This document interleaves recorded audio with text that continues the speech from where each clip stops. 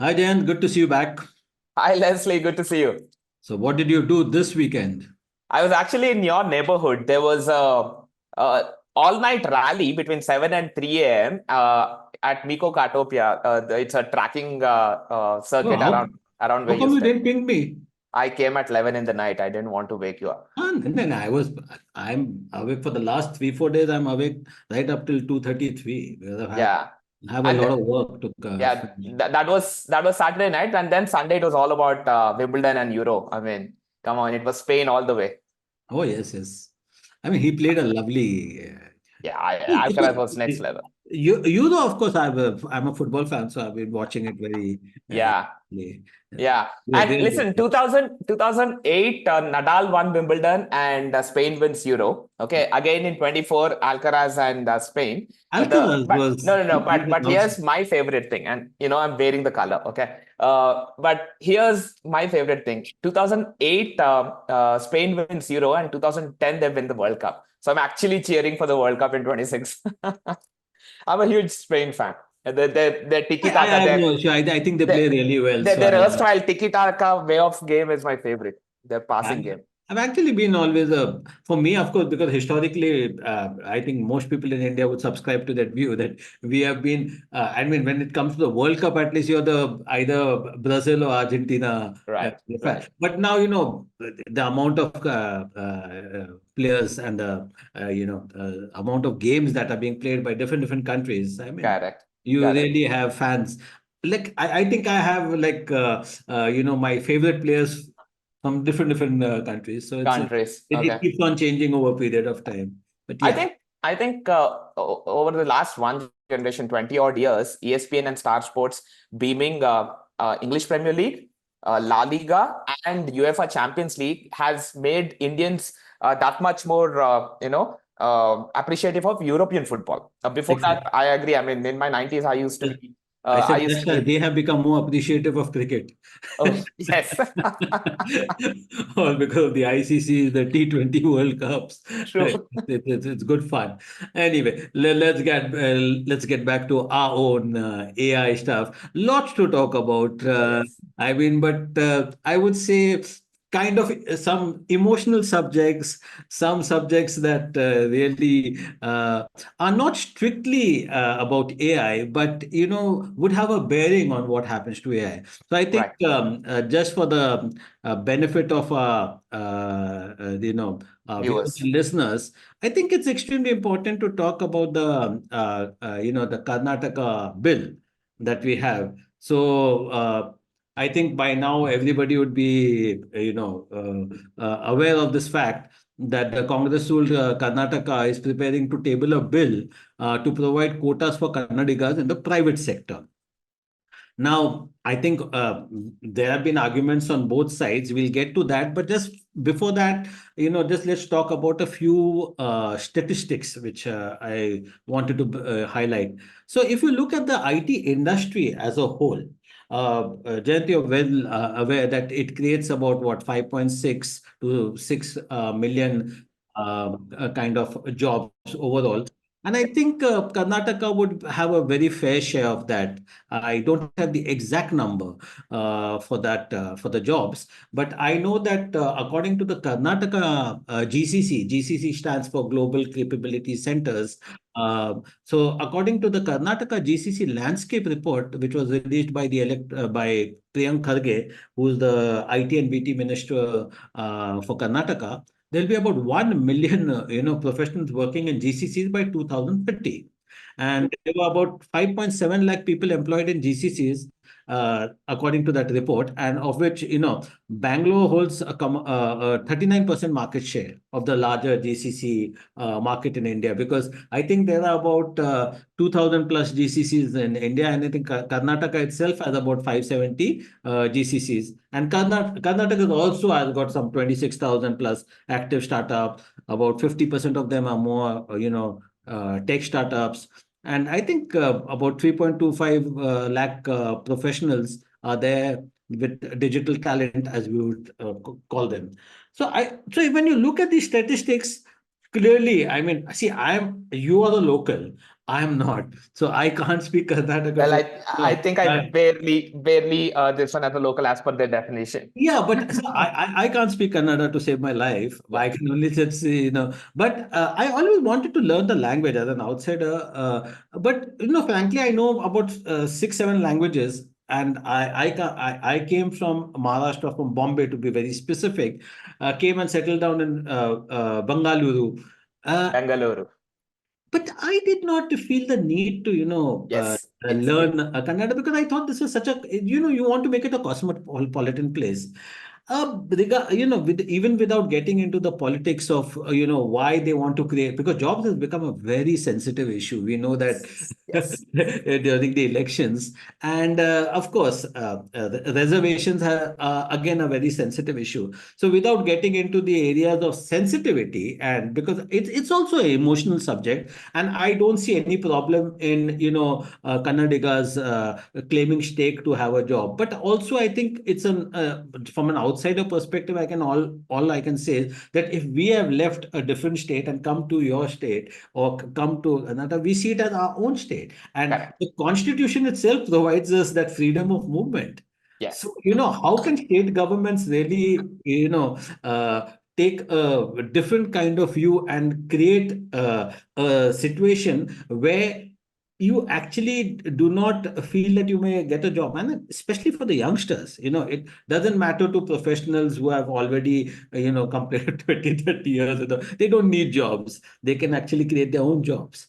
right. Then, of course, it's a question of, having the right kind of talent, etc. But what's your quick view on this? So, okay, to start with, my personal discipline with Bangalore and Karnataka. I think the first time I came to Bangalore was back in 95, or at least as a teenager, along with my parents, and that was for a holiday. But, according to I think the first definition of what a domicile or a localite is as per the proposed bill, I think someone who's resided in Karnataka for 15 years. I think that by basis that cumulatively I passed with this one, because I did my 4 years of engineering here between 96 and 2000, and worked for a year during my corporate career in 2004 to 5. That's 5 years. And now moved and settled here since 2011. So another 13 years. So I'm actually 18 years. So, by definition, I'm a localite and I can speak Kannada, but I can also speak and write But did you Kannada. did you take Kannada as a third language? No, because I studied in Hyderabad. I'm a So Telugu. I don't think you qualify, because that is one of the criteria. It So is. It is. I So, don't think you'll get a job. You should be really happy that you run your own consultancy. right. No, but to your point, it was also relatively easier for me to learn and write Kannada because I'm a Telugu. Okay, and first I learned to write because the script is very close, Telugu and Kannada, right? But first I learned to read and write, and then I learned to speak. Anyways, keeping that aside, talking about the IT industry. Of the 5.6 to 6 million total IT professionals in India currently, I think all of Karnataka, and most chunk of it is in Bangalore, has about 2.5 to 3 million. Yeah, Okay. should be around Yeah. that number. But here's the important, and that 2.5 to 3 million is a cosmopolitan crowd. It's from, all Yes. over the country, not just And Kannadigas, many of them they're have all over the bought country. houses over here. They have Exactly. invested. Exactly. But here's the thing. I remember back in 2013, I was doing a market entry strategy for a US company to set up their R&D center and GCC here in Bangalore, right? Back then, I remember, I think it was an industry report, if I'm not wrong, NASCON itself, which had mentioned, and this was a published statistic, that every IT engineer in Bangalore, then this is specific to Bangalore, mind you, creates 2.8 ancillary jobs and blue collar jobs in the form of maids, cab drivers, and cooks and security guards. These are the four primary, four key blue collar works, and most of them were localites, right? So a lot of jobs that were created, every single IT engineer was creating 2.8, and this was 2013. Fast forward 2023, and we have done some estimates because we were doing some other GCC entry advisory last year for a couple of companies. 2023, this is Convergence Catalyst estimates. That ratio has increased from 2.8 to 4.3, Leslie. So, And back then in 2023, the number of IT professionals were also lesser. They were not 2.5 to 3 million. Okay, now the IT professionals have increased. Okay, and the number of associated blue collar jobs have gone up to 4.3 because in the last 10 years, hyperlocal delivery, okay, and food delivery are two of the big areas or industries that have been added, which employ a lot of blue collar workers, right? So in a way, the IT industry, which might have the white collar industry, which might have a lot of cosmopolitan people, okay, would be thriving in Bangalore or Karnataka, but they are creating a lot of employment for the local workforce. And second, and most importantly, see, again, this is a trend analysis as an analyst. Personally, in the history of time, around the world, be it New York, be it California, be it anywhere around the world, progress has been made by immigrants and Absolutely. and cities and regions and countries that have welcomed immigrants and provided a conducive environment for them to survive and thrive, okay, have flourished and prospered. Okay, and Bangalore is a very good example of that. Karnataka is a very good example of that.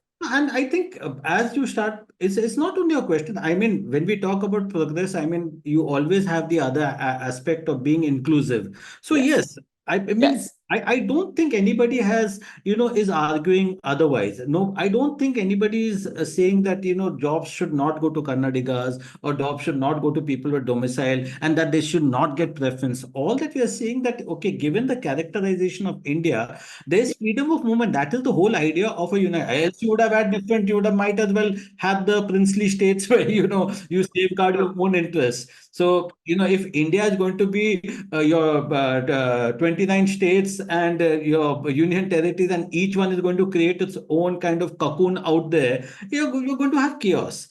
Anyway, I guess there will be a lot more thought on that. In fact, I think our viewers and listeners would already know that the Haryana government had, sort of a similar kind of bill, and which was and the Supreme Court rejected it.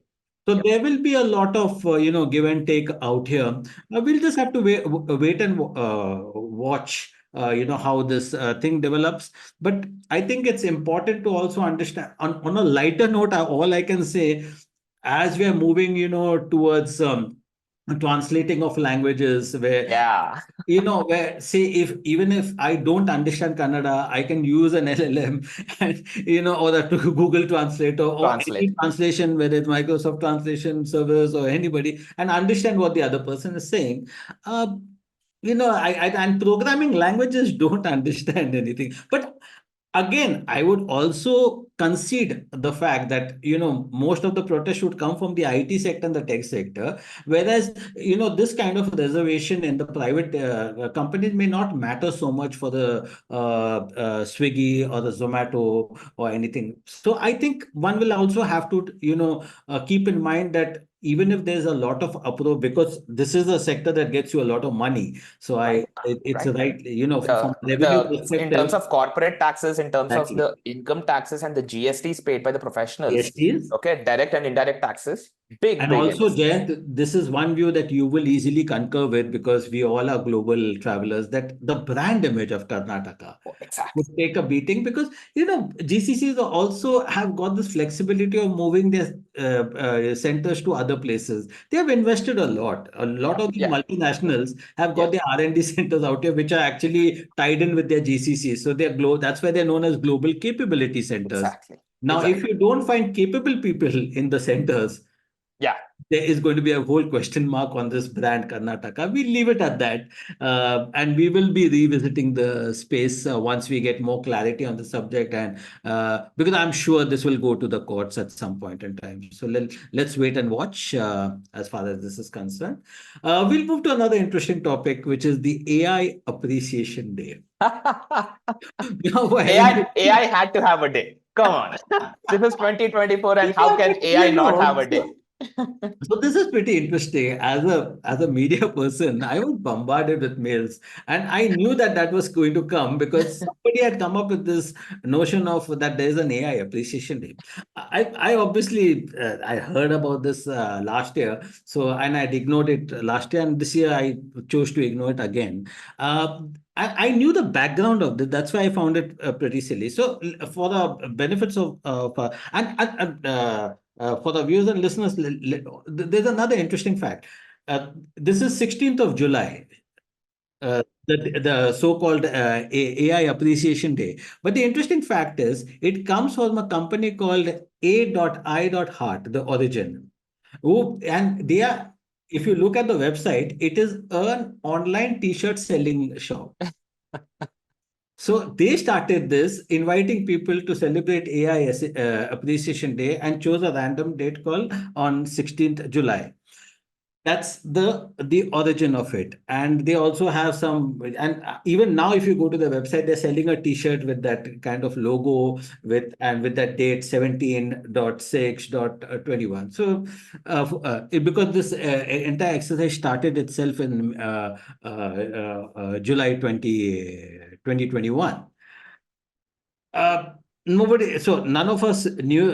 I mean, most people who even send out the press release, they did not have any idea of the Yeah. origin. They Hey, thought it was Leslie, like, you and I didn't wish each other yesterday. July 16th yeah, was I mean, it was a yesterday. pretty silly thing to do. So it just so happened that there was this Google I/O Connect in Bengaluru uh, on the 17th. I was meeting Manish Gupta, the director of Google. He's the R&D head, and Sheshu Ajapura, who is the senior director for Google DeepMind. Now he had come down from the US. So in just in a lighter way, I said, a happy AI Appreciation Day. So he burst out laughing. He said, "What the hell is that?" So imagine Google DeepMind at the forefront of AI, and he had no clue, which just goes to show that there's absolutely no sanction for this day. I mean, other than just understanding the silliness of the day. And the other interesting part was, so I was just speculating about it. I said, okay, fine. If they had to, even if these guys had to choose a day, it would have been, something, because you had the Dartmouth conference in 1956. Right, It was right. between, it was for 2 months. So it was July, August, June, July, August, kind of. So they should have chosen a date somewhere in August, probably the end of the conference, where John McCarthy was one of the founding fathers of AI. He coined the term artificial intelligence. Intelligence.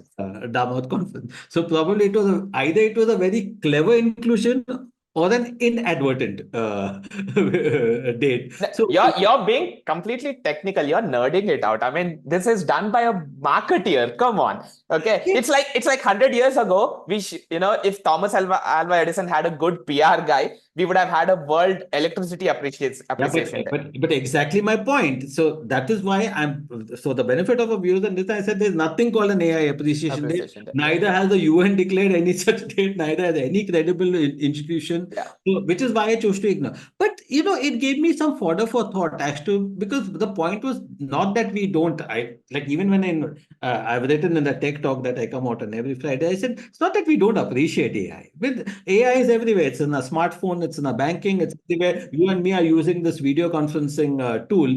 Obviously, the kind of images, AI is working in the background, in compressions, in making our images better, making our videos better, and of course, all Chat GPT, and so AI is all around us. There's nothing to, and we have written a book, Jayanth. Yes. You have written a book called AI Rising India No, Artificial I'm Intelligence Growth Story. What other appreciation can we show for it? exactly. No, So, I'm sitting here and thinking, I spent 15 years of my career and life neck deep in mobile telecom, right? And mobile telecom is as much a deep technology as AI is. I'm sitting and thinking, do we have a world mobile telecom day or a wireless day or a world, cloud computing day? Okay. my problem is with these days. I mean, yeah, it's okay, but then somebody would argue, okay, then why do you have a birthday? I say I have a problem even with a birthday, but that's a different issue. That's a personal look. But having said that, some of these things stick. Huh? I mean, Oh yes, yes. that Christmas, the color red of of Christmas is actually done by Coke as a marketing spin back in 1914 and 1916. And Look for the at last 100 Valentine's odd Day years, was. Valentine's Day, created by Valentine's Day. Hallmark to sell their greeting cards. Okay. Everybody has forgotten. Now, if you ask who's Saint Valentine, most people won't know it. Yeah. They'll surely know what Hallmark does. Yes. So I think it's Power of marketing.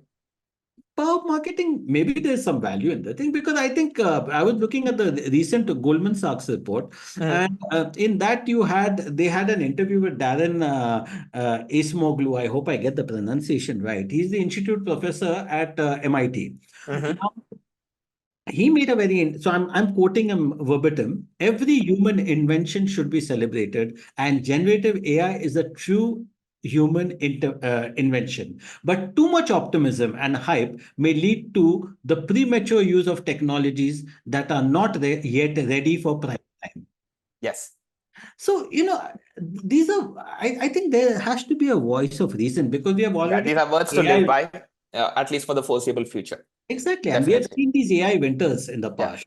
Yeah. So because of the funding crunch and because, the expectations did not match the reality. Reality. Exactly. This kind of overhype over these technologies and celebrating too much in a hurry might backfire. True. So, True. True.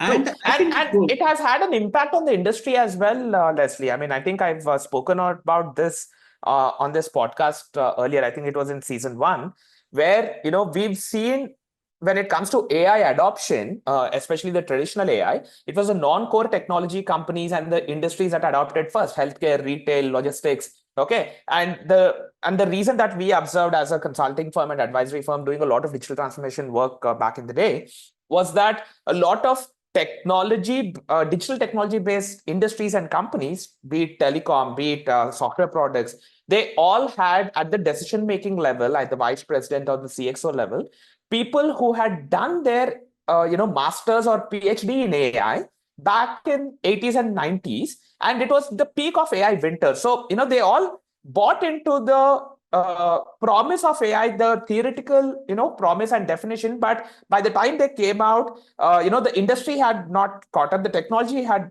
not caught up. Okay, and they were bang in the winter, so they were acting like the villagers who listen to the shepherd crying wolf, right? They've heard AI is coming, but they never believed in that. And around 2016-17, when AI, especially AI 1.0, hit the mainstream, these guys were the first non-believers, and they were at the decision-making levels in the tech industry, and that's why the tech industry was a laggard in terms of adoption. but That James, this happens. we This have always happens. seen that, na? Because like look Yeah, at Bill Gates' comments on how much memory you actually require. correct, We correct. ourselves have. I mean, I have not been in the era of 8-inch floppy disk, but I've surely seen a 5-inch floppy disk. Yeah. Then coming down to a 3.5-inch floppy disk. The Gen Z and the Alpha would probably not even. Yeah. No, They'll I'm find I'm they won't be attributing able to relate. all of this in the reality and in the practical scenario to overhyping and over celebrating before the readiness of the technology and what it can actually do and deliver. And what you just mentioned about this gentleman, quoting from the Goldman Sachs report is exactly right. I mean, even to this day, in enterprises for full-fledged deployment, enterprises are waiting and working over and constantly working over the inherent attribute of catastrophic forgetting of generative AI and LLMs to be overcome or to be improved to a significant extent before any enterprise AI applications and solutions can be deployed at scale. And also, what's interesting is when Acemoglu he made this statement. I'm referring to the same MIT Institute professor.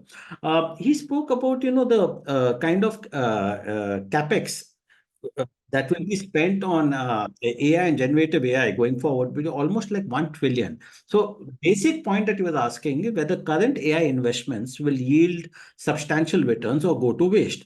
Now, because his estimate is that only a quarter of AI exposed tasks will be cost effective to automate within the next 10 years. And now, so if it all depends. And see, now there are others within Goldman Sachs So he's from MIT. Now, Jim Covello, who is the head of global equity research at global Goldman Sachs, he also has a similar view, to Ismoglu, and he also says basically, that to get an adequate return on that $1 trillion kind of estimated cost of developing and running AI technology, it Right. must be able to solve complex problems, which is what we have Yes. been saying, during Yes. podcasts.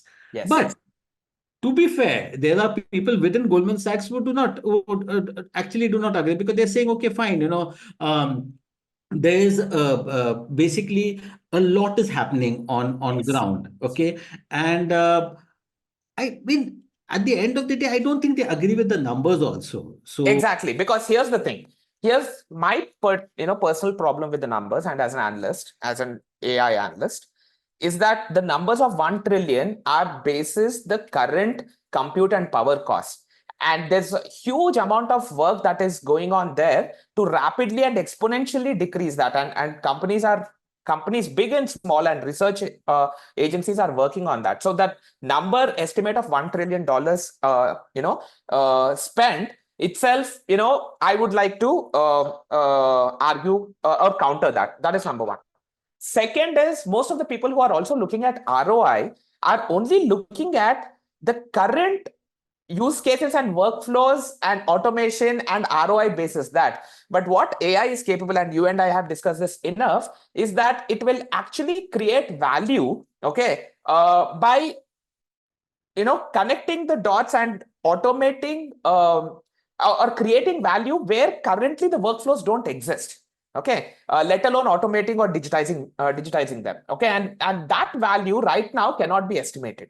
Okay, so the return on investment, using AI, especially generative AI, is also in areas and applications and solutions in value creation where currently that doesn't exist. Okay, so there is a lot of create innovation and creation happening even at the application and the solutions level. Okay, and that's why ROI estimation numbers also, I would argue, because ROI estimation numbers are only currently being looked at what AI can automate, like yeah, customer service and Jayanth, to sort of support what you just said, is also within the Goldman Sachs report. Also, the other equity analysts have like if the MIT prof has put it out as 5% of automation, the Goldman Sachs says no, it could be about 25%. So right, obviously, right, I don't think we can hold them by the number, because a lot will change in the next 2 to very 3 early years. days, And the very cost will early go days, up. There could be a technological breakthrough.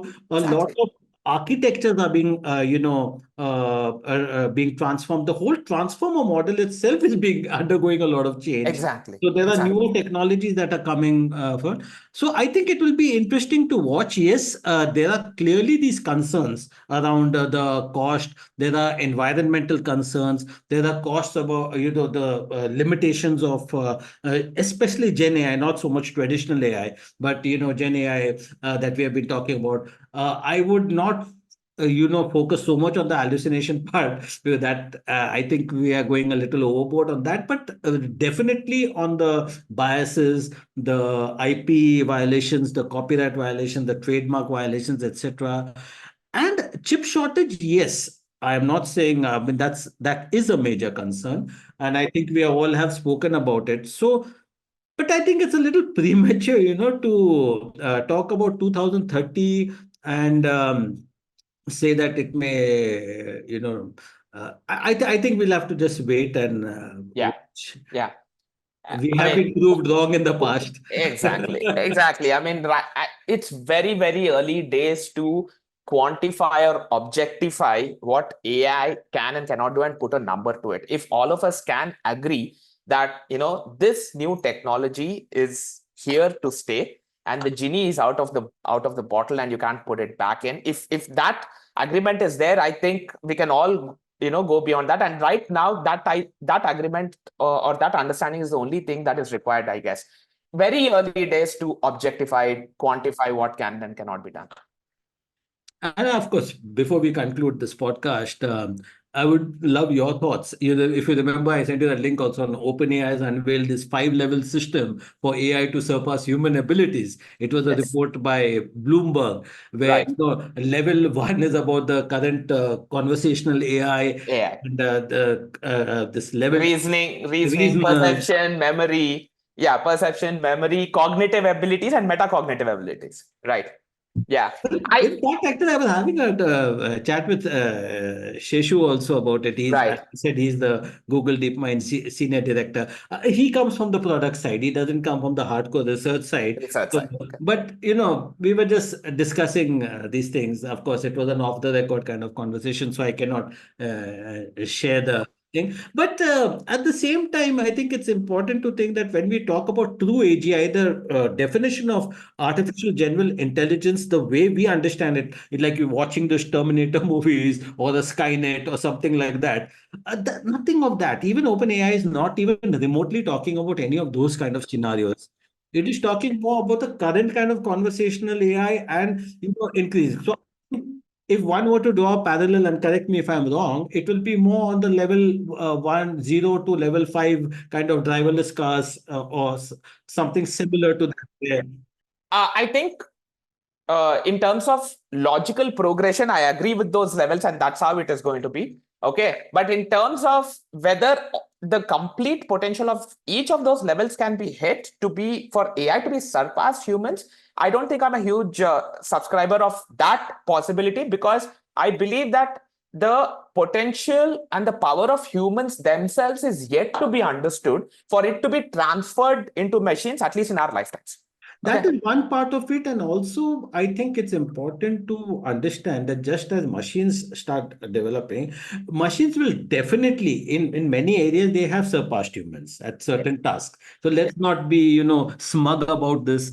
We know it. But that does not mean that they have the intelligence, that they can do certain tasks. It's a mechanical fashion. They can do much. But you have an automated factory or a lights out kind of factory. Obviously, a lot of automation has been happening where there are no humans in those factories, or very skeletal kind of workforce where the Karnataka bill would probably not even apply in most cases. But I mean, that was in more in a lighter vein before anybody takes offense to those kind of things. But having said that, on a serious note, also, humans, if you remember, I have said this in the book, so there's nothing new. That if you look at the matrix, Aka kind of matrix, we could have chips embedded in us, which is already happening. So it's Yeah. nothing, it's not a new thing that I'm talking about. Ray Kurzweil has spoken about it ad nauseum, and so have other futurists. The digital twins are already happening at this Already point, even happening. as we speak, and many other things will happen. So I think there's a lot of hope for humans. We don't really have to be worried. Exactly. OpenAI has to do its job, it has to sell its wares, Yeah. and we have And to. and to sell its wares, it has to sell its plan and narrative and framework. That's exactly what it's doing. So, viewers and listeners, take comfort in the fact that, humans are an ingenious Yeah. people. So you don't really have to worry. I Species. think as a species, we will find newer ways of coexisting with humans and machines, and probably Machines. not seeing them as separate from us. That is one way of looking at it. But we would love your views. I mean, if you all have differing views, we would love to hear them and incorporate some of your thoughts, and talk about those ideas during a podcast. Be Feel free to reach out to us. And Jayanth, have a lovely weekend. Thanks, Leslie. You too. Bye. Bye. Take care.